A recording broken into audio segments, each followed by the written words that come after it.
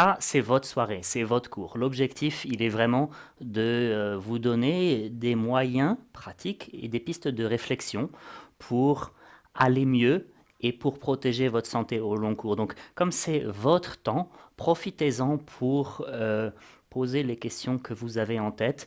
Dans la mesure de ce que je sais faire, j'y répondrai. Je n'ai pas la science infuse, mais je ferai mon possible pour vous donner ce dont vous avez besoin.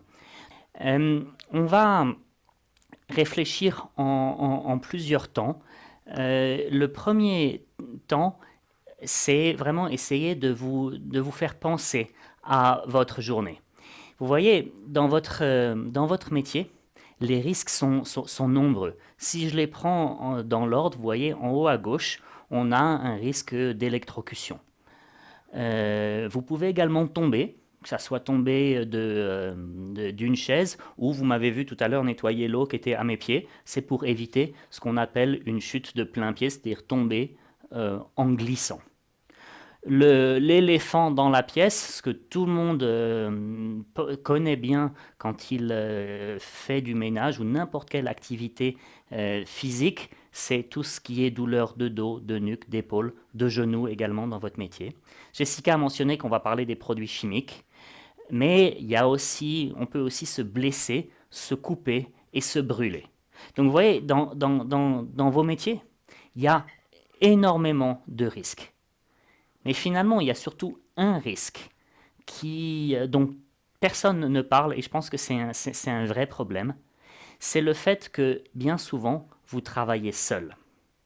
Et ça, c'est un vrai risque, parce que si vous arrive quelque chose, ben, on vous retrouve quand les gens rentrent à la maison, le soir, parfois le lendemain, parfois la semaine d'après. Et entre-temps, il a pu vous arriver beaucoup de problèmes.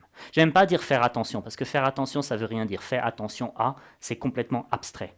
Mais vous voyez, gardez en tête le fait que si je travaille seul, ben, il faut que je sois d'autant plus prudent sur ce qu'on va discuter ce soir, parce qu'il n'y a personne d'autre que vous qui peut prendre soin de votre santé. Ce qu'on va faire, c'est qu'on va diviser cette présentation en 3 parties principales, et encore une fois, je suis ouvert à toutes les questions que vous pourriez avoir. Dans un premier temps, on va discuter de vos douleurs de dos, de nuque, d'épaule, etc. Dans un deuxième temps, on va parler des produits chimiques. Puis dans un troisième temps, on va parler des accidents. Pas seulement des chutes, des accidents de façon générale. Ce que je vous propose, c'est que chacun éteigne son micro pour éviter les interférences. Par contre, n'hésitez pas à poser les questions à Jessica et puis on débloquera les micros pour qu'on puisse interagir directement. Donc 3 parties ce soir. Hein? Mal de dos, produits chimiques et les accidents. Vous voyez, dans ce que je viens de vous montrer là, je fais une différence entre 2 familles de situations. Entre les situations que j'ai appelées l'accumulation et les situations que j'ai appelées les accidents. C'est quoi la différence entre les deux? C'est quand vous avez un accident, l'accident c'est tout de suite maintenant. Je peux dire aujourd'hui, je sais pas, on est le 24 mai à 18h34, tu as eu un accident. Ça c'est les accidents. On sait quand est-ce qu'ils ont lieu, on sait où est-ce qu'ils ont lieu. L'accumulation, par définition, c'est jamais instantané. C'est quelque chose qu'on construit jour après jour, heure après heure, minute après minute. Et quand vous avez un torticolis, un lumbago, une hernie discale, ouais, on peut dire que vous avez fait un faux mouvement. Vous avez eu mal en passant l'aspirateur. Mais c'est pas passer l'aspirateur aujourd'hui qui vous a fait mal. C'est passer l'aspirateur depuis des années. Et tout le reste que vous faites depuis des années. Et vous voyez, l'accumulation, c'est un phénomène qui est beaucoup plus lent que l'accident. Et du coup, on est obligé de les gérer un petit peu différemment. L'accumulation, finalement, elle touche à vos habitudes. Et vous savez tous, aussi bien que moi, que changer ses habitudes, ben, il n'y a pas grand-chose de beaucoup plus difficile. D'accord? C'est chiant de changer ses habitudes. Là, vous voyez un certain nombre d'images de douleur. Ces images de douleur, elles sont caractéristiques d'un certain nombre de muscles dans le corps. Je suis sûr que vous en reconnaissez quelques-unes. Ça fait 5 ans, 6 ans, peut-être plus que je donne ces cours, je ne sais plus exactement. Et à chaque fois, tous les participants reconnaissent ces images-là. Tout le monde a mal comme ça. Ça ne veut pas dire que tout le monde se roule par terre de douleur, mais à peu près 40% des gens, parfois 50% des gens, ont mal à un tel point qu'ils se réveillent la nuit à cause de leur douleur. Vous voyez, sur cette image-là, ce que je veux vous montrer, c'est que le rouge, c'est là où ça fait mal, c'est ce que vous sentez. La croix, c'est là où il y a le problème. Si vous avez mal dans le bas du dos, comme ça, en bas à gauche, ouais, il semble que le problème, ça vienne de là. Mais si vous avez des migraines là, comme ça, le problème, il vient pas de là. Il vient de là.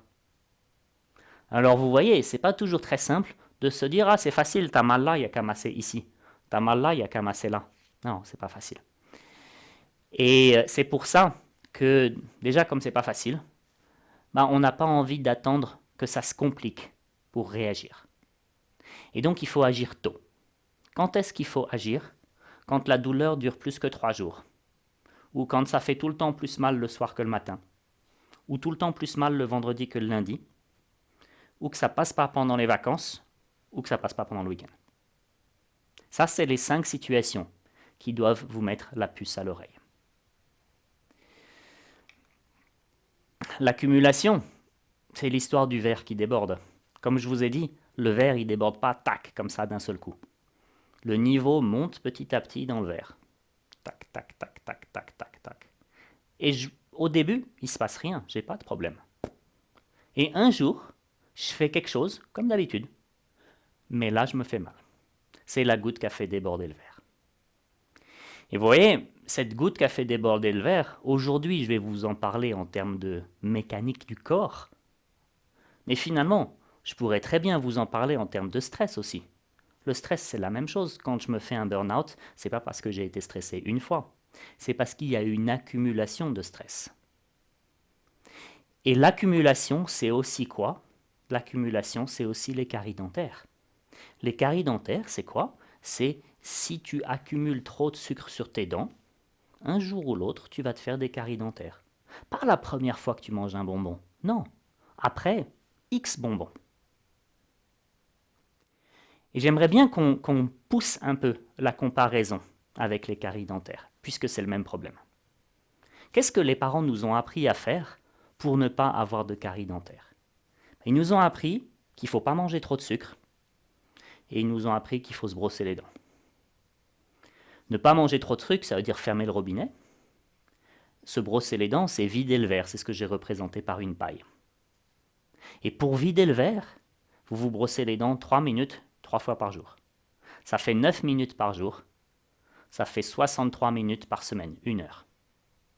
Pendant 1 heure par semaine, vous vous brossez les dents. Et vous faites ça tous les jours. Question, combien de temps vous vous brossez le dos, la nuque, les épaules? D'habitude, pas grand-chose. Bon, bah voilà le problème. Voilà le problème. Il est que pour les dents, vous avez pris des bons réflexes quand vous aviez l'âge du petit que vous entendrez peut-être derrière moi au fur et à mesure que l'heure de l'histoire se rapproche. Mais pour le dos, vous n'avez absolument pas pris les mêmes habitudes alors que le problème est le même. Je vais essayer de vous aider à rattraper ça un petit peu. Mais comme je vous ai dit, on va parler de changer vos habitudes. Et ça, on sait tous que c'est chiant. Donc ma proposition, c'est la suivante. Ma proposition, c'est de vous dire, écoutez, faites pas une liste de 28 trucs que vous ne faites pas juste. Choisissez dans tout ce que je vais vous raconter une seule chose, un geste, un mouvement, un exercice. Choisissez celui qui vous plaît le plus, celui qui vous parle le plus. Et celui-là, fixez-le vous comme un objectif. Tout le reste de ce que je raconte, vous oubliez. Vous fixez juste un objectif. Et l'an prochain, vous revenez pour fixer un deuxième objectif. Mais pour l'instant, vous ne cassez pas la tête à essayer de tout retenir, à essayer de tout apprendre, à essayer de tout changer. Non, on y va un morceau après l'autre. Comme je dis souvent, comment on mange un éléphant? Un morceau après l'autre. D'accord? Alors, pour protéger le dos, je vais vous montrer ce qu'il ne faut pas faire. Ce qu'il ne faut pas faire, ça tient en 3 règles. La règle 1, c'est sur votre dos. La règle 2, c'est sur la nuque. La règle 3, c'est sur comment je construis une bonne posture. Règle 1. Quand votre dos il est avachi, ouais, comme si vous êtes sur le canapé ou assise par terre, ou on va voir d'autres exemples, vous voyez, ça a tendance à mettre votre poids sur les disques, et au bout d'un moment, les disques, ils en ont marre de vos histoires. Alors, paf, on se fait une hernie discale.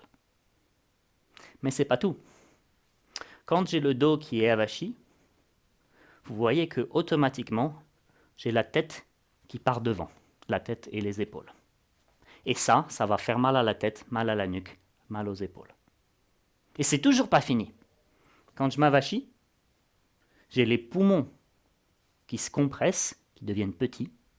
Si j'ai moins de poumons, j'ai moins d'air, j'ai moins d'oxygène, et donc j'ai plus de problèmes. Ça, c'est les 3 effets de s'avachir. Donc il ne faut pas être avachi quand je fais le ménage. Il ne faut pas être avachi quand je passe l'aspirateur. Il ne faut pas être avachi quand je suis sur le canapé. Il ne faut pas être avachi quand je suis dans le bus. Mais ce n'est pas une raison pour faire le contraire et aller creuser son dos, qu'on peut appeler le dos cambré.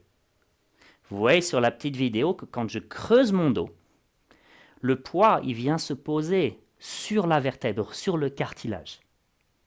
Et donc le cartilage va s'user. Cette usure, ça s'appelle arthrose. Je sais, on va tous avoir de l'arthrose.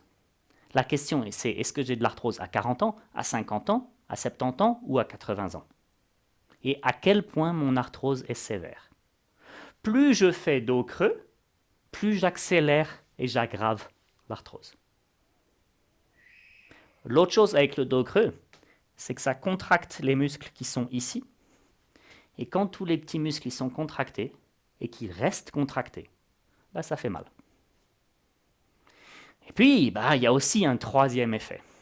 Regardez, quand je creuse mon dos comme ça, j'ai les muscles ici de l'entrejambe, ça s'appelle le plancher pelvien, qui sont décontractés.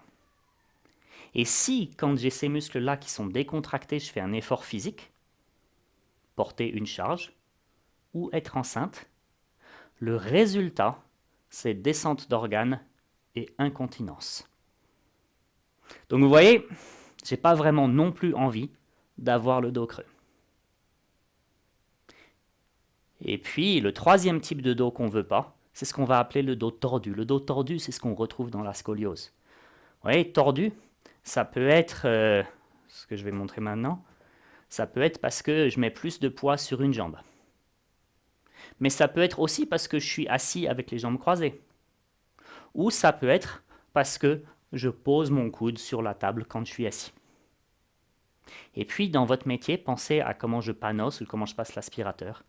Tordu, c'est aussi ça. Ça, le dos tordu, vous voyez sur la vidéo, c'est un peu comme le dos creux, mais sauf que c'est un côté plutôt que l'autre. Puis le dos tordu, ça use les disques, et ça s'appelle discopathie. Donc vous voyez mon histoire là, de règle 1, elle dit quoi?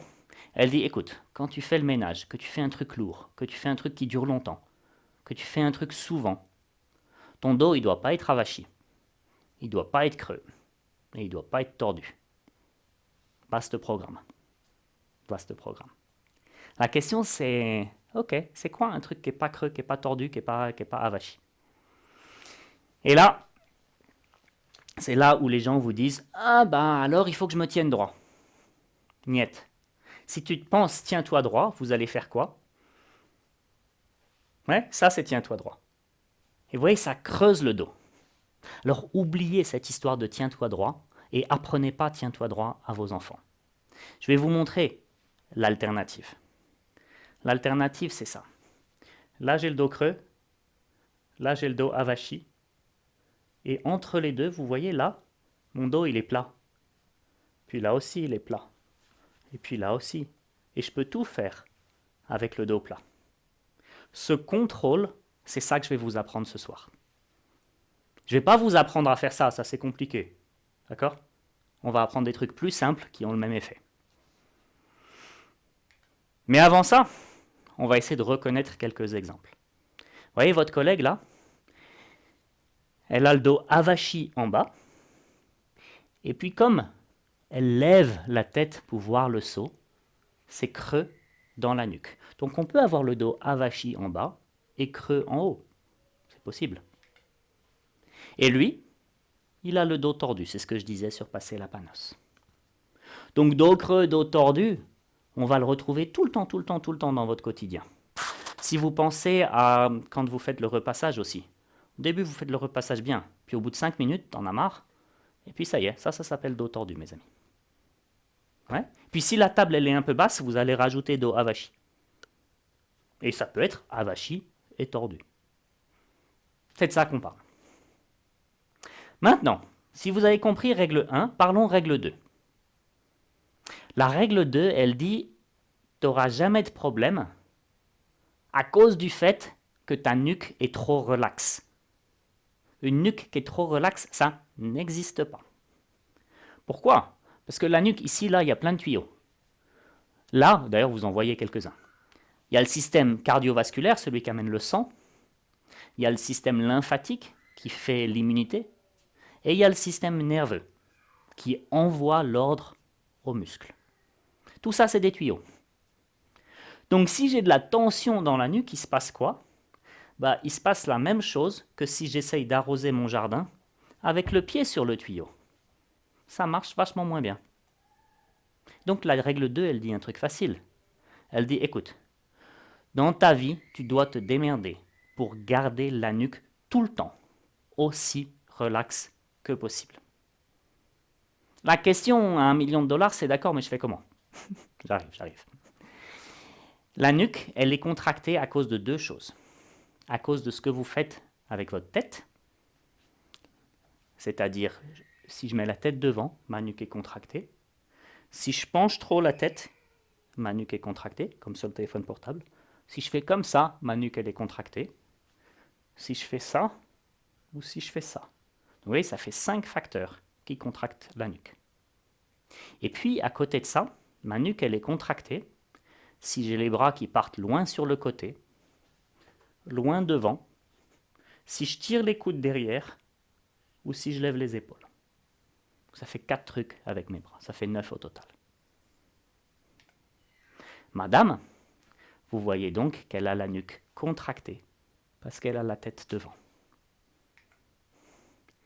Votre collègue, là, ça c'était dans une crèche, elle a la nuque contractée, on voit tout de suite. Vous voyez les coudes qui ne sont pas ici. Si les coudes ne sont pas quelque part par là, mais qui sont là, nuque contractée, tout de suite, vous savez. Ensuite, on peut se poser la question pourquoi.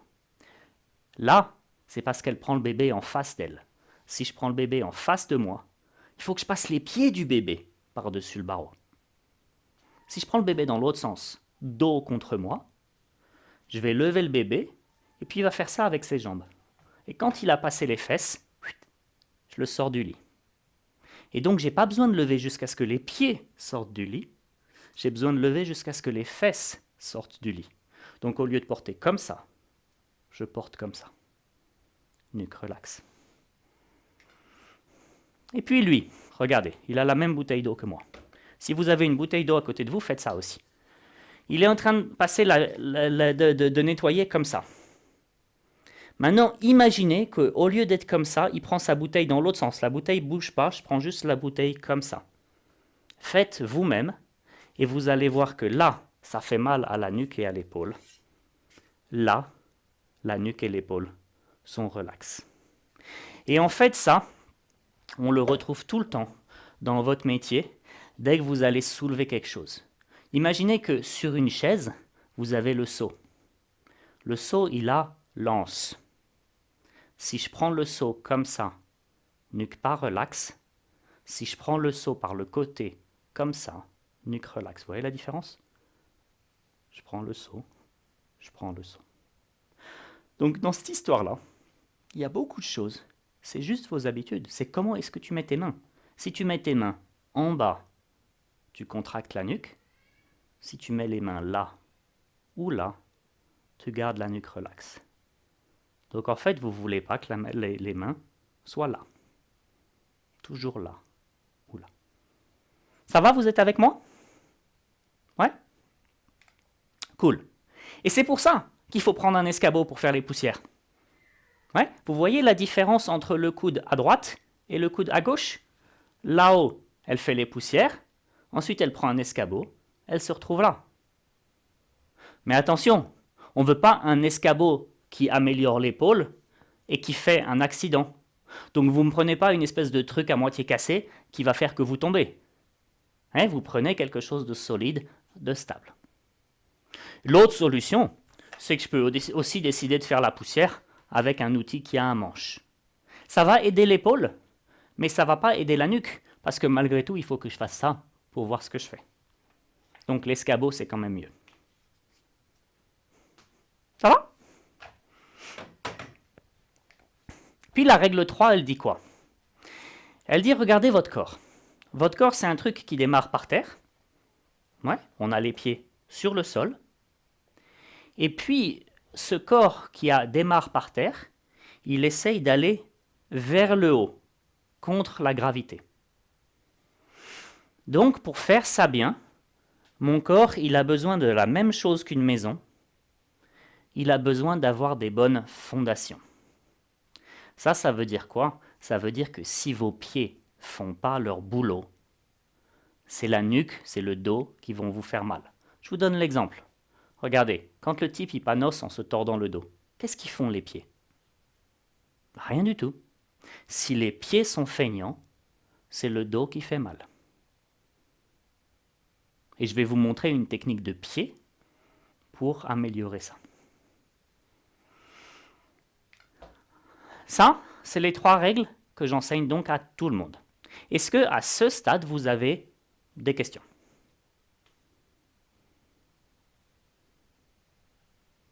Non? Tout bon? Vous n'hésitez pas, hein? Maintenant, vous allez me dire, ouais, mais regarde Olivier, t'es gentil, ton truc, c'est pas grave, ça durait pas longtemps. Ouais, mais regardez, le mec là, sur la photo, ça dure pas longtemps non plus. Imaginez, il fait un quart d'heure l'un, un quart d'heure l'autre, un quart d'heure, un quart d'heure. Il bouge beaucoup, comme vous. Comment ça va son dos le soir? Tout cassé. Tout cassé pourquoi? Parce que son corps a bougé beaucoup. Mais alors qu'il a bougé beaucoup, dans le bas du dos, c'était tout le temps la même chose. Ouais. Donc, bouger beaucoup, ou le fait que ça dure pas longtemps, c'est pas un bon argument. Ça suffit pas. Le mouvement est important, mais il n'est pas suffisant. Maintenant, c'était là pour la théorie. C'était pas une théorie que j'espère que la théorie n'était pas trop théorique, mais c'est important de le savoir parce que si vous avez compris ces 3 règles, vous allez être capable de les reconnaître dans n'importe quelle situation de la vie 24 heures sur 24 chez vous et chez les autres. Donc c'est la seule chose qu'il faut savoir sur le corps si vous voulez comprendre pourquoi on a mal. C'est la seule chose que j'utilise avec tous mes clients, avec tous mes patients. Toujours la même chose. Maintenant, je vais vous montrer comment on peut faire le ménage sans se faire mal. Et en fait, c'est facile. Il n'y a que 3 techniques à maîtriser pour se baisser. Et je vous en montrerai une autre pour passer la panosse. Ça nous fera 4. Ce que je vous propose, c'est de faire ces techniques avec moi. Sur la vidéo, ça paraît toujours facile quand c'est moi qui fais. Mais vous verrez qu'il y a quand même 2-3 subtilités. Donc ce que je vous propose, c'est de vous lever et puis de faire l'exercice avec moi. Vous voyez derrière le rideau, mais c'est pour avoir un grand plan. Ok? Alors, regardons la première façon pour se baisser. La première façon pour se baisser, attendez, et puis je vais augmenter la taille de l'image, comme ça vous me voyez mieux. Donnez-moi juste une seconde, s'il vous plaît. Toc, toc, toc, toc. Normalement, vous devriez mieux me voir. Alors, regardez. La première technique pour se baisser, c'est je me tiens quelque part. Là, derrière, il y a la poignée de la porte. Ouais. Je me tiens quelque part et puis je vais basculer sur une jambe. Vous voyez, ce qui est important, c'est que le buste et la jambe aillent à la même vitesse. Si le buste va trop vite, je fais le dos rond. Si la jambe va trop vite, je fais le dos creux. Donc il faut vraiment que ça aille à la même vitesse. Ça, c'est la première chose qui est importante. Deuxième chose qui est importante, c'est si je me tiens avec la main droite, je lève la jambe droite. D'accord? Je lève du même côté que je me tiens. Pourquoi? Parce que comme ça, j'ai un point d'appui à gauche et un point d'appui à droite. Je suis stable. À quoi ça sert cette technique-là? Ça sert à aller chercher quelque chose qui est par terre. Si ma télécommande est tombée par terre, tac, je ramasse ma télécommande. Ouais. Si vous avez un enfant jeune à la maison, il y a toujours des trucs par terre. Tac, je vais chercher. Vous pouvez facilement aller chercher quelque chose à même le sol. C'est ça qui est cool avec cette technique, c'est qu'on peut aller très bas. Mais par contre, on ne peut pas aller chercher quelque chose qui est super lourd.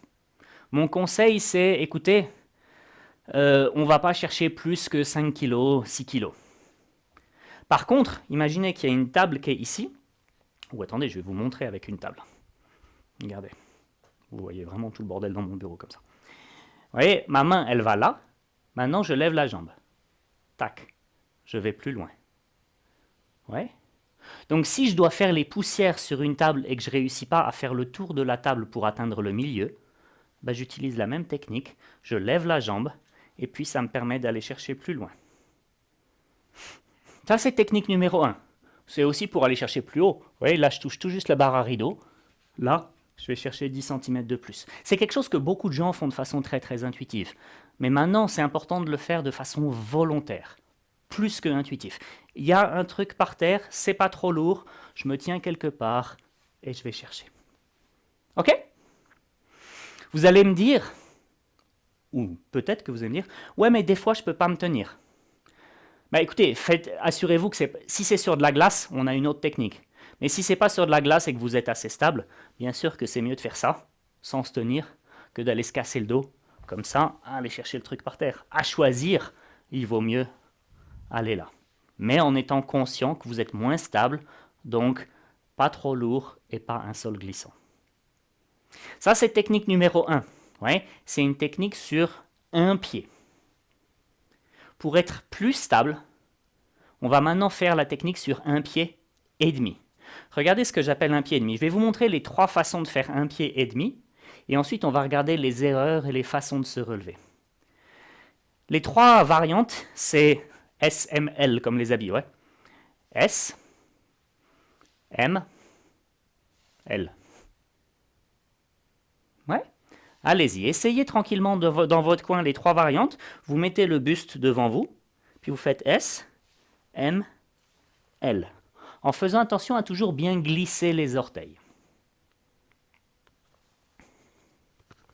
À quoi ça sert ces techniques-là? Vous voyez, là, il y a mon aspirateur. Si typiquement je veux le récupérer, il n'est pas trop bas, mais il est un petit peu bas. S. Ouais. Si je veux nettoyer le sol, mais c'est pas propre par terre, il y a, je sais pas, quelque chose qui est dégueulasse. Je vais aller là, j'ai pas envie de poser le genou par terre. M. Et puis ici, il faut que je nettoie, je sais pas moi, que ça va durer un petit peu longtemps ou que j'ai vraiment un truc lourd à porter. L. Donc vous voyez, il y a vraiment les 3 variantes comme ça. Quelles sont les erreurs que les gens font? 3 erreurs. Vous allez me dire, il y a beaucoup de trucs par 3, Olivier, chez toi. C'est vrai, c'est aussi du marketing. Mais les 3 erreurs, c'est les suivantes. La première erreur, c'est de regarder devant soi. Je regarde devant moi, allez-y, regardez devant vous, vous mettez la main dans le bas du dos, et lentement, vous reculez un pied et vous me dites comment vous vous sentez. Oui, ça creuse le dos à mort. Ouais. Pourquoi? Parce que vous avez reculé un pied, mais vous n'avez rien mis devant. Donc vous avez cassé l'équilibre. Pour créer l'équilibre, il faut mettre quelque chose devant et ensuite reculer. Et là, ça passe tout seul. Ça veut dire que votre regard, il porte vers le sol. Mais vous voyez, ça peut même marcher dans les extrêmes. Je vous montre une version extrême et ça se passe très bien aussi. Je roule complètement.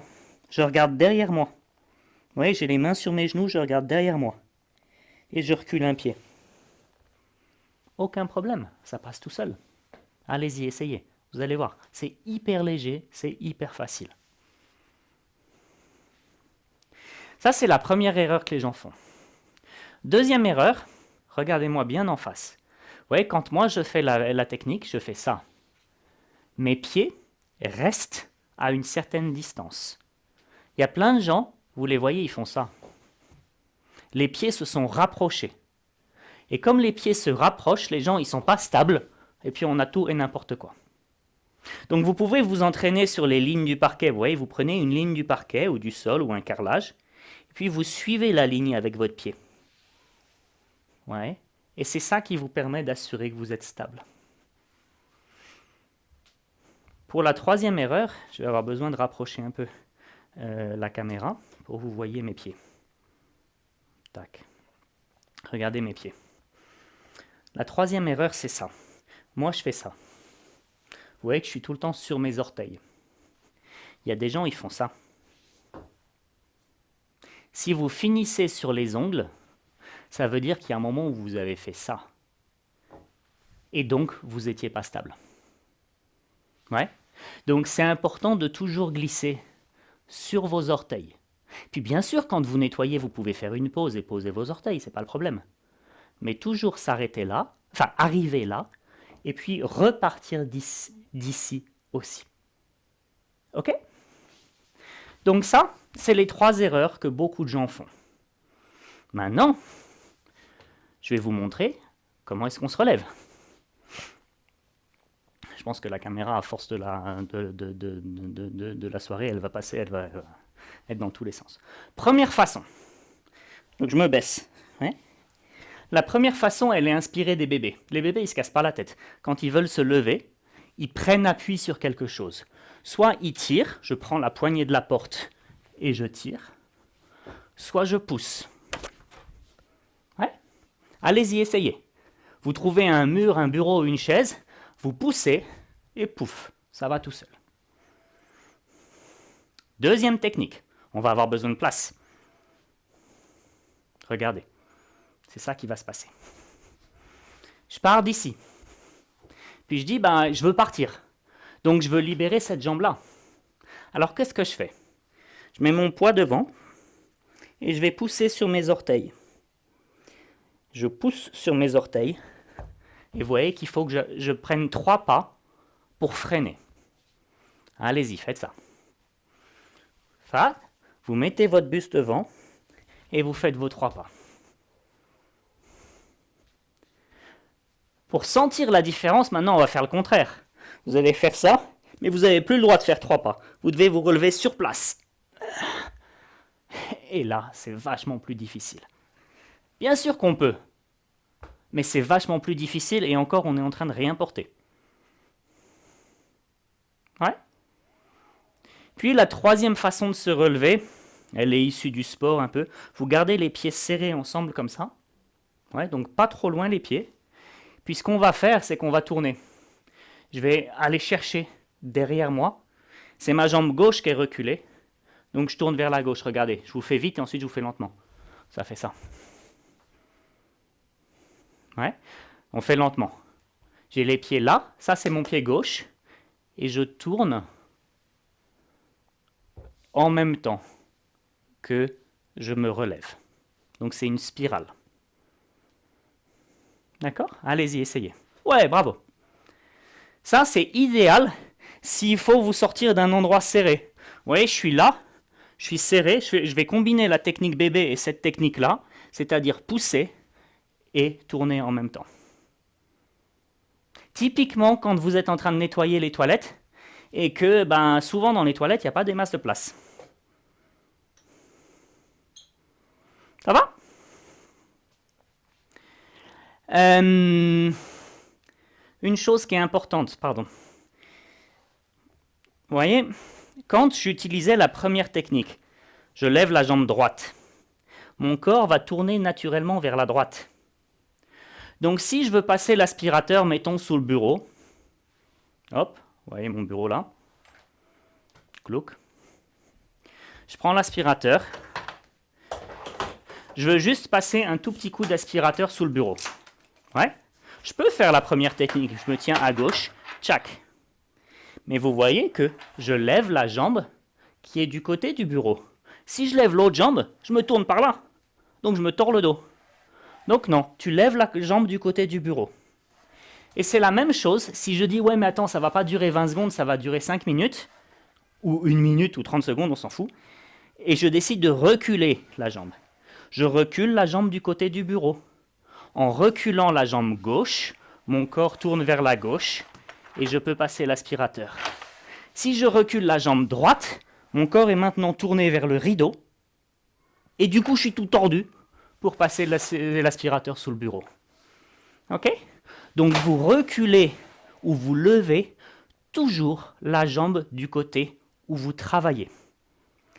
Et par ailleurs, vous ne travaillez jamais en face. Regardez, si je travaille en face, il se passe quoi? Je recule, et maintenant je vais essayer de regarder sous le bureau ou sous la table ou quoi. Qu'est-ce que ma nuque va faire? Comme ça. Tandis que si je suis de côté, ma nuque tourne. C'est la différence entre ça et ça. Ça fait mal à la nuque. Ça va. Ouais. Donc, là, le message, il est, vous bougez le pied qui est du côté où vous travaillez, premièrement, et deuxièmement, vous ne travaillez pas en face, vous travaillez toujours de côté. Ça va? Ouais? Donc on a fait un pied. On a fait un pied et demi. Maintenant, on va faire quoi? 2 pieds. Bravo. Alors, vous voyez, sur un pied, je pouvais aller jusqu'au sol. Un pied et demi, je pouvais aller jusqu'à mi-tibia, 30 cm du sol. Bah, voyons ce que ça fait sur mes 2 pieds. Vous vous mettez sur vos 2 pieds, les pieds parallèles. Vous mettez la main dans le bas du dos. Et puis très lentement, vous vous baissez. Et vous regardez jusqu'où vous pouvez vous baisser sans casser le dos. Ben, jusque là. Donc vos mains, elles sont au niveau de vos genoux. Donc vous voyez bien que cette technique-là, elle est cool. Mais elle ne va pas vous servir à aller chercher quelque chose qui est en dessous des genoux. Donc cette technique-là, vous allez l'utiliser quand 5% de la vie, maximum. 25-30% c'est ça, 70% c'est ça, et ça c'est le reste, c'est vraiment pas grand-chose. Donc la règle d'or, c'est pas plier les genoux. Oubliez plier les genoux, c'est pas ça l'essentiel. L'essentiel c'est de maîtriser ça et de le maîtriser de l'autre côté aussi. Ça, c'est ce que vous devez vraiment travailler. Quand même 2 choses. Vous voyez, parfois on oublie, ça arrive. Et puis, parfois, on va quand même se baisser et se retrouver là. Ouais. Là, d'une part, vous n'êtes pas stable. D'autre part, si vous essayez de vous relever, vous allez vous casser les genoux. Ça fait très mal aux genoux. Comment est-ce que je me relève? Je pose un genou, je mets le pied, et puis maintenant, vous connaissez, c'est ma technique des 3 pas. D'accord? Donc, si je refais ça devant la caméra, ça fait, vous vous retrouvez comme ça. Pardon. Oups. Vous vous retrouvez comme ça. J'ai dit que c'est pas bien, mais c'est encore pire de se relever comme ça. Vous levez, vous posez un genou, vous mettez le pied devant, et vous continuez sur votre lancée 3 pas. Vous essayez pas de vous relever à la verticale. Ça va? Ouf, commence à faire chaud ici. Maintenant, ce qu'on va faire, donc vous voyez, je ne vous ai pas menti, hein. Je vous ai appris lève un pied, je vous ai appris recule un pied, je vous ai bien dit, c'était tout ça, c'était une histoire de fondation. Ce qu'on va faire maintenant, c'est que je vais vous montrer la technique pour panosser sans se casser le dos. C'est aussi une histoire de pied, c'est pour ça que je la mets ici. Panosser, Béatrice, c'est passer à la serpillière. C'est en Suisse qu'on fait ça. Regardez, la technique pour panosser, c'est la suivante. Je vais le faire dans la longueur, comme ça vous voyez bien. Ce qu'on ne veut pas, c'est de faire comme le type là. C'est-à-dire ce que je vois beaucoup, c'est vos pieds qui ne bougent pas. Et vous voyez, c'est votre dos, vos épaules qui font tout. Ouais. Ça vous tord le dos, ça vous casse le dos. Au lieu de ça, je vais vous apprendre une double technique. Premièrement, vous faites le tour de la pièce en passant le long des murs comme ça. Donc je dis tout le temps, tu balades la serpillière comme si tu promenais ton chien. Vous faites le tour de la pièce. Ouais. Et puis ensuite, on va remplir les trous. Et pour remplir les trous, on va tracer des allées qui font à peu près 80 cm de large. Et vous allez le faire en dansant d'un pied sur l'autre. Ouais. C'est la technique du pingouin. Et donc, la technique du pingouin vous fait faire ça. Et vous voyez que mon dos, il n'est plus en train de se tordre. Vous avez l'air débile, je suis d'accord, mais on s'en tape. L'important, c'est d'être en santé. Ouais. Comment est-ce qu'on règle la panos tant que j'y suis? Si la panos est trop bas, vous vous cassez le dos. Si elle est trop grande, elle vous gêne dans vos mouvements. Le bon réglage, c'est quand le manche il est à la hauteur de la pointe de l'épaule. D'accord? Donc ça, c'est le bon réglage. Et puis, regardez. Vous voyez, là, c'est typique pour me baisser chercher la serpillière. Je marche comment toi? Comme ça. Et puis, je me retrouve, admettons, avec un truc au sol. C'est un truc léger au sol. Et j'ai appris que c'était la technique. Lève un pied. Ouais, c'est comme ça que je ramasse la panos. Je ne vais pas commencer à m'amuser, à chercher comme ça. Et puis pour la remettre, vous êtes plus doué que moi. Vous essayez de jouer sans vous baisser. C'est fonction du type de panos. On va m'épargner la démo. Non, aujourd'hui j'arrive. Ouais, enfin vous voyez, vous faites comme ça et puis vous ne baissez pas, quoi. Vous faites ça mieux que moi. Bon. Des questions?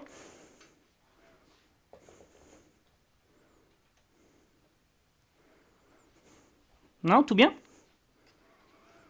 Alors, on va reprendre mes slides. Il faut juste que je diminue un peu la caméra. Tsouk. Donc, on a vu les techniques pour se baisser. On a vu comment passer la panos. Et puis maintenant, je voudrais vous montrer 2-3 trucs. Regardez, vous vous souvenez de mon image du verre? Je vous ai dit, dans le verre, il y a un robinet. C'est comment vous cassez votre dos, votre nuque, votre etc. C'est ce qui charge. C'est le sucre. Puis à côté de ça, on avait la brosse à dents. C'est ce que j'ai représenté par la paille. Pour l'instant, j'ai juste parlé du sucre, du robinet, de ce qu'il faut faire, de ce qu'il ne faut pas faire. Mais je ne vous ai pas montré comment nettoyer le dos, ou nettoyer le reste. Et ça, c'est ce que je voudrais vous montrer maintenant. La première chose, c'est ce que vous trouverez sur YouTube. C'est mon exercice qui est probablement le plus connu. C'est un exercice de relaxation de tout qui prend 40 secondes. On va le faire ensemble. Je vais vous demander de vous mettre debout et de mettre vos pieds parallèles. Pourquoi les pieds parallèles? Vous allez mettre les mains sur le bassin et voir ce qui se passe quand vous mettez les pieds en canard. Si vous mettez les pieds en canard, il se passe quoi? Il y a le bassin qui part devant. Ouais. Et du coup, ça creuse le dos. Donc pour éviter ça, on va garder les pieds parallèles. Deuxième chose, on va garder les genoux un peu fléchis, mettre la main dans le bas du dos, et je vais vous demander de bloquer vos genoux. Et vous voyez, quand vous bloquez vos genoux, tout de suite, ça creuse le dos. Ouais. Donc, à nouveau, pour éviter ça, on va garder les genoux un peu fléchis. Puis la troisième chose, c'est que si mon bassin il est devant moi, dos creux à nouveau. Comment je sais si mon bassin il est en bon endroit ou pas? J'ai un truc pour ça qui s'appelle le test du pingouin. Vous mettez le bassin devant comme ça, et puis vous allez faire le pingouin. Le pingouin il fait comme ça, souvenez-vous. Si vous vous tapez les fesses ou les cuisses, ça veut dire que votre bassin il est trop loin devant. Alors vous reculez comme si je vous donnais un coup de poing dans le ventre. Et quand votre bras, vos bras ils passent juste devant vos hanches, votre bassin il est à sa place. Et vous ressemblez à des singes. Mais les singes, ils sont relax. Ouais, c'est exactement ça qu'on veut. Et puis, une fois que vous êtes relax comme des singes, ça y est, on va démonter la maison. Donc, on va commencer en haut. On va commencer par les poignets. Très important pour vous dans le ménage, parce que les poignets, ils souffrent souvent, canal carpien et tout ça. Mais les coudes aussi, hein. Là, on est en train de faire les deux. Après avoir fait ça un petit peu, vous allez jeter vos pouces. Le premier, c'était ça. Le deuxième, c'est ça.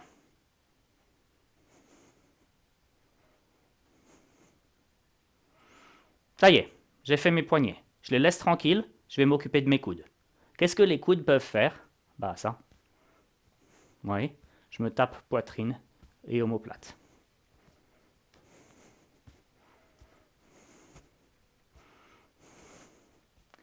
Ça y est, on laisse les coudes tranquilles. On va maintenant s'occuper des épaules. Aussi très très important dans le ménage, vous faites tout le temps les trucs avec le coude écarté. Parfois parce que vous avez des mauvaises habitudes, souvent parce que c'est pas de votre faute, c'est comme ça, faut faire les vitres, etc., etc. Donc très très important de relaxer les épaules, très très souvent.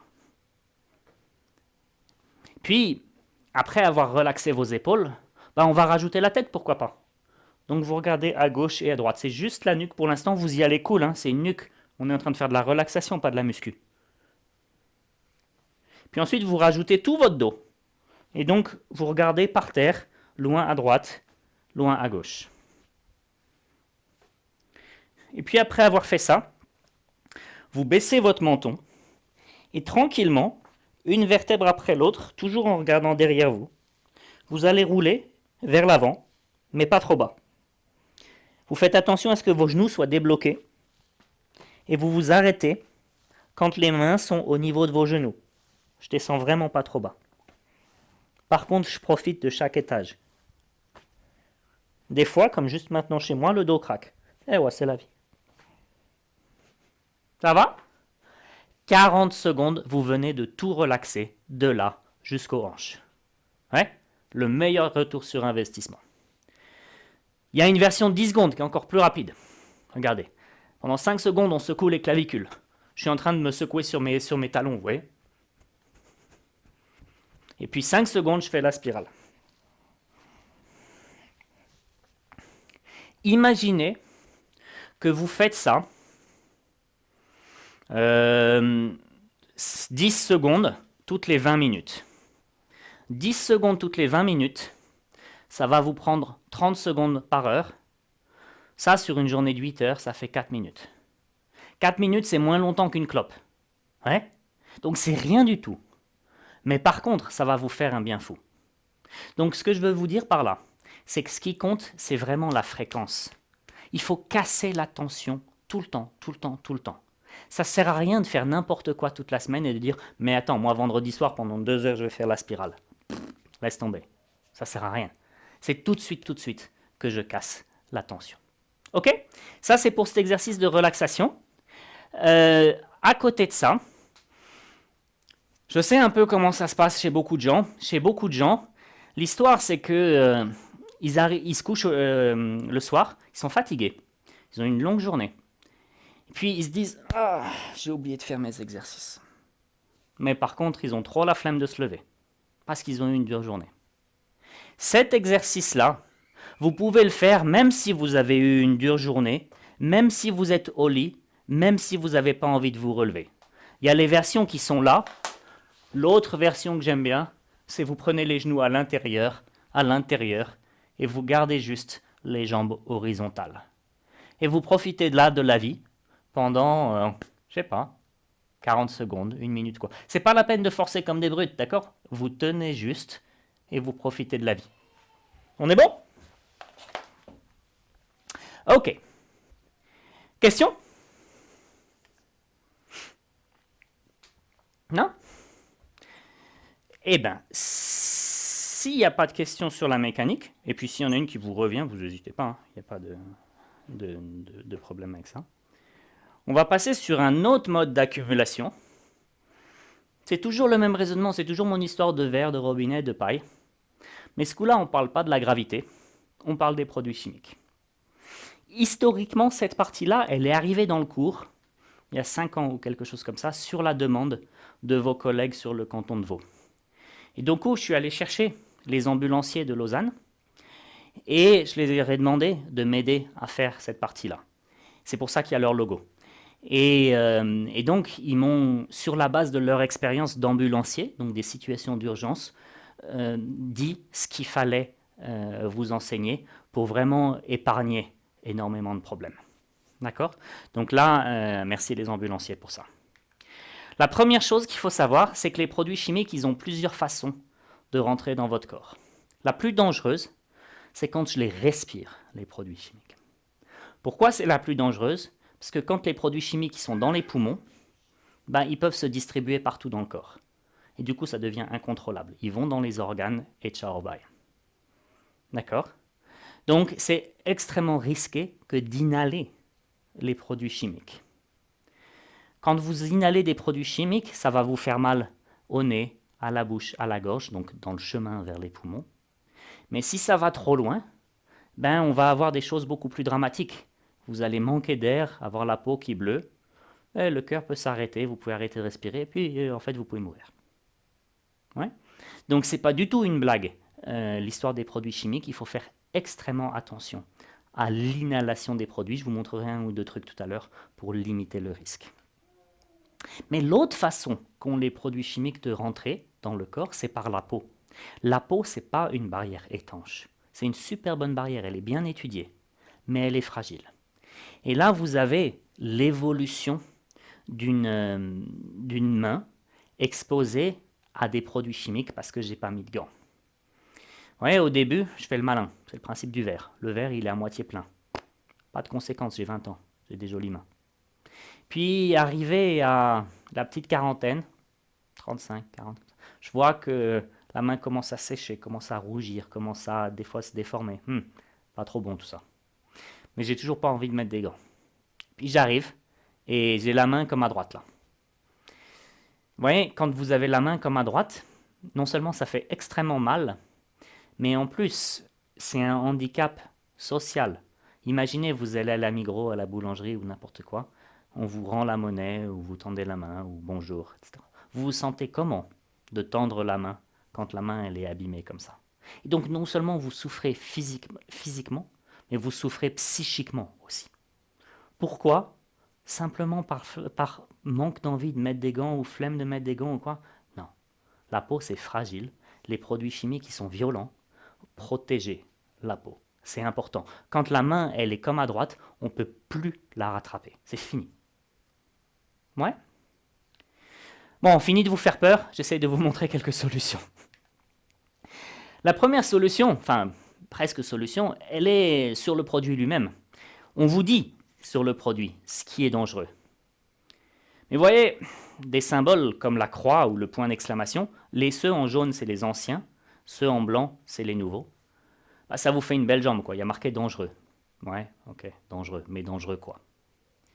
Et c'est pour ça qu'il faut lire le détail des instructions. Mais pour lire le détail des instructions, encore faut-il que les instructions soient là. Ouais. Quand je transfère un produit chimique vers un récipient soi-disant neutre, comme sur la photo de droite là, c'est moi qui ai pris la photo, c'est une vraie photo. J'étais dans un endroit où j'ai donné secours. D'accord? Pas un local de l'EPER, hein. L'EPER, on fait bien attention. C'était un local où on était invité.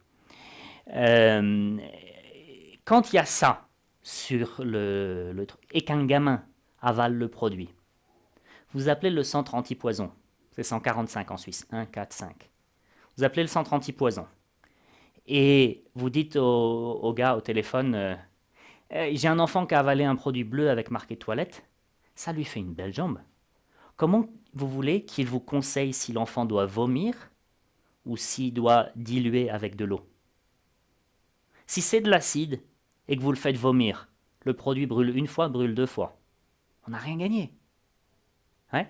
Donc, la première chose, même avec les recharges pour mettre dans le flacon d'origine, vous vous débrouillez pour que les étiquettes soient en place. Jamais de produit sans étiquette. Ça, c'est la première mesure à prendre. Deuxième mesure à prendre, vous ne mélangez pas les produits. Pour plusieurs raisons. La première, c'est qu'on n'est pas chimiste. Et qu'on n'est pas censé savoir que tel produit réagit comme ça avec tel autre, et que des fois, on a des surprises.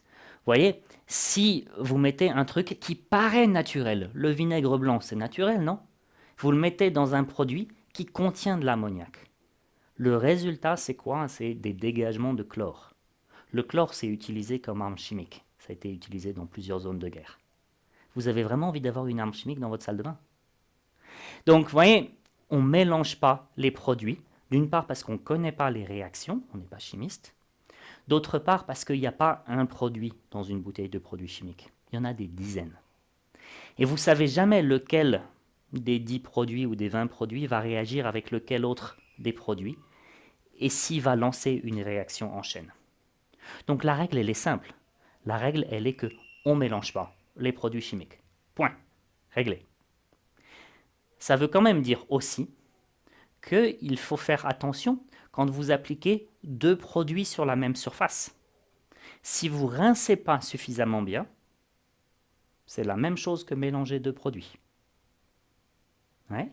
Donc j'applique un produit, je rince à l'excès et ensuite seulement j'applique l'autre produit.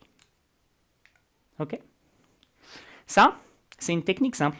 C'est une technique basée sur l'observation du fait que si j'ai mes gants, puisque je vous ai fait peur, et que je nettoie le mur, le produit va faire quoi? Il va dégouliner le long du gant, puis il va vous faire déodorant.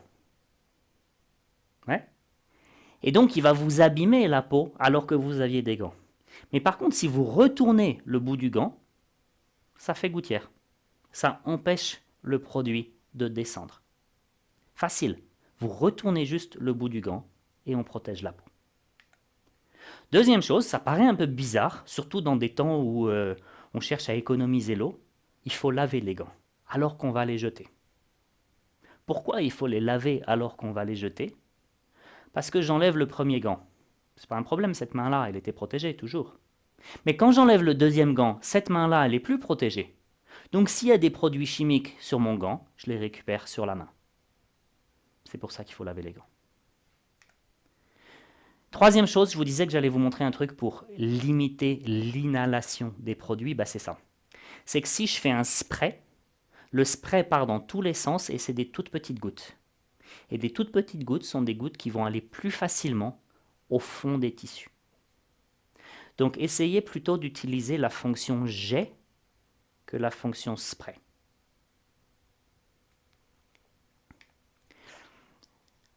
Avant-dernier, c'est important de mettre d'abord l'eau et ensuite le produit. Pourquoi? Quand vous mettez du produit et que vous mettez de l'eau, qu'est-ce qui gicle? Le produit. Si vous faites le contraire, vous mettez l'eau et ensuite vous versez le produit, qu'est-ce qui gicle? L'eau. Ça, c'est pas grave. Donc, ce n'est pas une question de mousse, c'est une question de se protéger. Vous mettez d'abord l'eau et ensuite le produit. Et dernière chose, ça, je suis aussi sévère qu'avec l'histoire de ne pas mélanger les produits. Vous mettez jamais ni les mains ni les pieds dans un sac poubelle. Vous ne savez pas, même à domicile, ce qu'il y a dans un sac poubelle. Il y a quelques années, on m'a appelé, juste avant de donner ce cours-là, dans une grande chaîne de supermarchés ici en Suisse, il y a une caissière qui venait de faire ce qu'il y a sur l'image, sauf qu'il y avait une seringue dans le sac poubelle. Et elle s'est piquée avec la seringue. Vous imaginez le désastre? Alors heureusement, ce jour-là, la seringue n'était pas contaminée. Mais c'était un coup de bol. C'était un coup de bol. Et pendant des mois, personne ne savait si elle avait récupéré une maladie ou pas. Ok? Donc vous fermez le sac, vous le jetez. Vous essayez surtout pas de compresser les choses. Ce qui m'emmène gentiment en direction des accidents. Là, je vous ai montré quelques situations, mais finalement, il y a des recommandations un petit peu générales. La première concerne ce qui se passe quand il y a une brûlure. Quand il y a une brûlure, vous retrouvez la structure de la peau, là, vous voyez, en plusieurs couches. Et si vous regardez sur la brûlure au second degré, donc c'est la troisième image, celle du milieu, vous voyez que les petits vaisseaux sanguins sont désormais visibles. Ouais, ils sont juste sous la surface de la peau. Si vous mettez un produit sur cette peau-là et que le produit il est contaminé, il va contaminer tout votre système sanguin. C'est pour ça que quand il y a une brûlure, il ne faut pas commencer à s'amuser à mettre du dentifrice, de l'huile d'olive, du beurre ou fonction de ce qu'on vous a appris dans votre culture. Je veux dire, tout ça, c'est des produits qui ne sont pas stériles. La seule chose qu'on met, c'est de la flotte, plein de flotte. Mais pas de l'eau froide, de l'eau tiède. Parce que l'eau froide va faire tchic sur la brûlure. Et ça va vous faire mal. D'accord? Ça va contracter les tissus, ils vont avoir beaucoup plus de mal à récupérer. Vous n'allez pas non plus enlever les vêtements parce que vous ne voulez pas arracher la peau. Ouais. Si vous avez des pansements stériles, bah c'est cool, vous les utilisez. Et les ambulanciers ont recommandé que vous vérifiez votre vaccin contre le tétanos. Ouais. Finalement, si je prends un petit peu de hauteur par rapport à tout ce que je vous ai raconté là, je voudrais bien que vous réfléchissiez à la dernière fois que vous avez eu un accident ou un presque accident. Et ce que vous reconnaîtrez certainement, c'est que vous étiez dans un certain état d'esprit. La plupart des accidents se produisent quand on est pressé, quand on est énervé, quand on est fatigué ou quand on est persuadé que les accidents, ça arrive qu'aux autres. La prochaine fois que vous reconnaissez un de ces états d'esprit-là, il faut lever le pied. Parce que vous allez faire une erreur et vous allez causer un accident. Quelle erreur vous allez faire? Soit vous allez regarder ailleurs. Ouais, ça c'est typiquement, je sais pas moi, vous voyez un chat passer dans la rue pendant que vous nettoyez les vitres. Vous perdez l'équilibre, vous passez par la fenêtre. Ouais. La distraction, c'est vous réfléchissez à vos vacances ou vous réfléchissez à la prise de tête que vous avez eue avec le patron ou avec votre conjoint. Se trouver dans la ligne de tir, ça veut dire quoi? C'est exactement ce que vous, si vous étiez là au début de la session, vous avez vu que j'ai nettoyé la flotte qui était à mes pieds. Pourquoi? Parce que je sais que je vais intervenir ici. S'il y a de la flotte ici, il y a une chance sur 2 que je me casse la gueule durant la présentation. Il y a une anecdote que je raconte tout le temps par rapport à ça. Quand je vivais en Hollande avant, il y avait un ouvrier et un apprenti qui faisaient un trou à la perceuse dans un garage, le garage de mon travail. L'ouvrier, il était protégé partout, puisqu'il travaille. L'apprenti, il ne travaillait pas, il regardait. Et donc l'ouvrier perce, sauf qu'il y a un caillou, un éclat de pierre qui a sauté. Et il a sauté où? Tout droit dans l'œil de l'apprenti. L'apprenti, il est devenu borgne. Chaque fois que la question c'est « qu'est-ce que tu foutais là ?», ça s'appelle être dans la ligne de tir. Ça veut dire qu'il faut être capable de prévoir ce qui peut se passer. On ne passe pas derrière un camion qui recule, par exemple, etc. Tout ça, c'est la logique de la ligne de tir. C'est si quelque chose tombe, qu'est-ce qui va se passer? Et puis, la dernière erreur que vous allez faire, c'est perdre l'équilibre, lâcher prise. Et ça, c'est notamment important parce que vous travaillez avec de l'eau. Et quand je travaille avec de l'eau et surtout avec des gants et des choses comme ça, glisser, c'est beaucoup plus rapide. Glisser, c'est beaucoup plus rapide, ce qui m'emmène à vous faire un certain nombre de recommandations en matière du matériel qui est important pour vous d'avoir. Les tabliers, ça sert à se protéger des projections de produits chimiques notamment, mais c'est surtout sur les chaussures que je tiens à insister là. Si vos chaussures sont des chaussures ouvertes comme des clic-clac ou quoi, non seulement ça fatigue énormément les jambes, etc., parce que je ne marche pas bien, mais en plus ça augmente le risque de chute, surtout si le sol est humide. D'accord? Donc des chaussures fermées et non glissantes, c'est non négociable, c'est hyper important. Il vous faut des lunettes de protection si vous commencez à jouer avec des produits chimiques. Des gants, on en a discuté. Puis le masque, c'est pareil. Le masque, c'est un truc contre les projections. Il ne faut pas imaginer que le masque vous protège contre le gaz. Quand les pompiers veulent se protéger contre le gaz, ils ont un masque intégral avec des bouteilles d'oxygène derrière. Ça pèse 20 kilos. D'accord? Ce n'est pas l'équipement qu'on a quand on fait le ménage. Donc le masque, au sens du ménage, ça sert juste à ne pas avoir des produits dans le nez et dans la bouche. Mais ce n'est pas une protection chimique. Vous voyez? Bon, voilà ce que je voulais vous raconter. Grosso modo, la partie assise, on n'en a pas discuté parce que je ne voulais pas trop charger les choses. Mais ce que j'ai essayé de vous raconter, c'est, et là, c'est à vous maintenant de choisir quelle partie vous voulez retenir et quelle partie vous voulez appliquer. On a commencé par discuter de posture et je vous ai dit, grosso modo, pour te baisser, c'est facile. Soit tu lèves un pied, soit tu recules un pied. OK? Et puis, je vous ai montré que chaque fois que je passe la panos sans bouger mes pieds, ben, je vais me casser le dos. Mais en fait, j'aurais très bien pu vous montrer que c'est la même chose avec l'aspirateur. Chaque fois que je passe l'aspirateur sans, pardon pour le bruit, sans bouger les pieds, je me casse l'épaule et le dos. Tandis que si je passe l'aspirateur avec les pieds, mes épaules et mon dos en font beaucoup moins.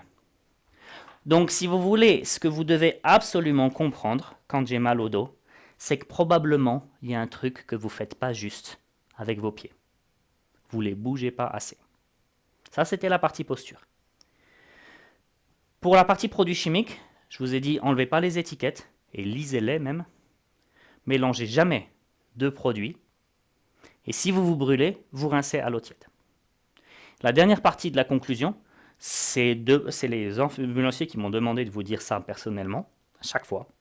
C'est de vous dire, écoutez, il vaut mieux appeler pour rien que appeler trop tard. Ça arrive régulièrement encore que des ambulanciers viennent chercher des gens qui n'ont pas appelé à temps. Et comme ils travaillent seuls comme vous, il n'y a plus personne pour appeler. Et c'est des heures plus tard qu'on les retrouve dans un sale état. Donc, si se passe quelque chose, il ne faut pas rester seul. Et en cas de doute, vous appelez à l'aide. Toujours, toujours, toujours. Le résumé de tout ça, vous avez l'adresse qui est ici. Puis, comme je vous ai dit, j'ai enregistré mon blabla. Donc, on le mettra à disposition également sur mon YouTube, sur la chaîne de l'EPER. On regardera, mais Jessica vous tiendra au courant. Les épaules, c'est pour ça que dans votre métier, j'essaye de beaucoup intervenir en prévention. Beaucoup de femmes de ménage ont mal aux épaules.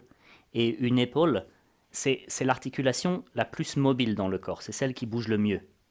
Mais ça veut aussi dire que c'est l'articulation la plus instable. Donc quand il y a quelque chose qui ne va pas dans l'épaule, c'est le bazar. Et effectivement, comme vous racontez, ça met longtemps à revenir. Maintenant, il y a une chose que beaucoup de gens qui ont mal à l'épaule doivent garder en tête. C'est que très souvent, je ne dis pas que c'est votre cas, hein, mais comme ça, tout le monde a une idée de ça. Quand les gens ont mal aux épaules, souvent un des premiers symptômes, c'est qu'ils ne réussissent pas à lever, comme ça, ouais, à mettre le coude vers l'oreille. Et là, je vais vous montrer un truc. En fait, on l'a fait, mais je ne l'ai pas expliqué comme ça. C'est que, regardez, ok, je ne réussis pas à mettre mes coudes vers l'oreille. Mais oubliez vos bras. Oubliez vos bras et faites juste ce que je vous ai montré comme relaxation. Je penche vers l'avant et je descends. Et là, qu'est-ce que vous voyez? Vous voyez que mes coudes sont vers mes oreilles. Et pourtant, j'ai fait aucun effort dans mes épaules. C'est-à-dire que si je le fais en l'air, j'y arrive pas. Si je le fais dans l'autre sens, ça marche tout seul. Et donc ici, je peux maintenant faire tous les mouvements de bras vers l'avant, vers le côté, faire des cercles et tout ça. Et c'est comme ça qu'il faut tous les jours, plein de fois par jour, entretenir la mobilité de l'épaule. Il ne faut pas essayer de la forcer contre la douleur, il faut l'emmener dans sa zone confortable et puis beaucoup bouger dans la zone. Et puis l'avantage de ce que je vous ai montré, c'est qu'en fait, ça ne vous prend pas de temps et vous pouvez faire tout le temps. Vous voyez, il ne faut juste pas avoir peur du ridicule. Mais imaginez, vous voulez vous faire un café. Vous appuyez sur le bouton de la machine. Le café, il va mettre 15 secondes à couler. 15 secondes pour relaxer les épaules. Vous êtes, je sais pas moi, l'autre fois j'étais dans un parking souterrain, l'ascenseur, j'attendais qu'il vienne. Bon, en attendant qu'il soit là, j'étais en train de me relaxer le dos. Il y a un type qui est arrivé d'ailleurs. Et c'est pas grave, ça arrive, vous voyez, etc., etc. En fait, votre journée, elle est pleine de 3 secondes là, 5 secondes là, 10 secondes là, où vous pouvez faire ça. Et puis quand vous pouvez pas, vous pouvez toujours faire ça. Et ça relaxe aussi. Et puis vous pouvez faire ça, et puis vous voyez, il y a toujours, mettons, je suis là, il faut que j'aille chercher l'aspirateur. Ouais, mais je peux aller le chercher comme ça. Je suis de toute façon à aller chercher l'aspirateur. Ouais, je travaille avec mes jambes, ça ne m'empêche pas de faire quelque chose pour mes bras. Et donc ça, c'est la clé dans votre métier. Ceux qui ont compris qu'il y a plein de choses, petites choses que je peux faire tout le temps pour relaxer, ils relaxent leur corps très très souvent dans la journée. Et ça aide pour de vrai. L'erreur que font beaucoup de gens, c'est qu'ils vont faire avec leurs épaules. Regardez, ça. Ouais. Par exemple, comme ça. Là, vous reconnaissez quoi? Je vous ai montré, ça fait dos creux. Ouais, je suis comme ça. et puis j'ai les coudes qui sont loin devant, donc je suis en train de me charger l'épaule. Donc la première chose, c'est de garder en tête que c'est toujours mieux de pousser que de tirer. Donc tout ce que vous réussissez à faire, par exemple si je veux l'emmener vers là-bas, au lieu de tirer comme ça, je le décale un peu, j'essaye de ne pas arracher tous les fils, je me mets de l'autre côté et je pousse. C'est toujours mieux de pousser que de tirer. Et puis la deuxième chose, c'est qu'il faut éviter de reculer avec les épaules en premier, il faut aller avec les fesses. Ouais, si je veux le reculer, que je vais avec les fesses, là mon dos il n'est pas creux. Ouais. Et puis ensuite, en fait c'est les deux mêmes techniques. Vous voyez, ça va pas marcher parce que c'est meuble lourd. Donc ça va être soit ça, soit ça. Là, qu'est-ce que j'ai fait? J'ai fait la technique, je plie mes deux genoux et ensuite je recule. Mais j'aurais pu dire, ok, je veux te soulever, donc je fais l'autre technique. Ouais. Donc de toute façon, ça va être une de ces deux techniques-là, combinée avec le fait qu'il vaut beaucoup mieux pousser que tirer. Je vais garder le t-shirt, mais je vais essayer de vous montrer quand même. Mettons que je me tiens n'importe comment et que je rentre le ventre. Je me tiens mieux? Ça n'a rien changé. D'accord? Donc, sauf qu'en plus, je ne peux pas respirer. Maintenant, en fait, le ventre, il ne crée pas la bonne posture. Mais quand j'ai une bonne posture, je ne vais plus avoir de ventre. Regardez, si je fais ça, là j'ai le ventre, machin, tra. Et maintenant, je fais ce que je vous ai montré là, je mets les fesses derrière et tout ça. Et là, je vois que j'ai les abdos à l'intérieur et j'ai le ventre plat. Pourquoi? Parce que c'est le ventre qui permet de rentrer le bassin, de corriger la courbure du dos. Donc, le ventre qui est mobilisé, c'est parce que le bassin est à sa place. Mais si votre bassin il est n'importe comment et que vous rentrez le ventre, ça n'a rien changé du tout. Ça, c'est la première chose. La deuxième chose, donc ça, c'est juste la partie posture. La deuxième chose, c'est au moment où je dois porter une charge, c'est vrai que si je prends la bonne position et que je prends une charge lourde, mon corps il va se déformer si je fais rien. Et donc, en fait, il y a quelque chose à faire qui s'appelle le gainage. Le gainage, c'est quoi? C'est bloquer son corps de façon stratégique pour qu'il ne se déforme pas.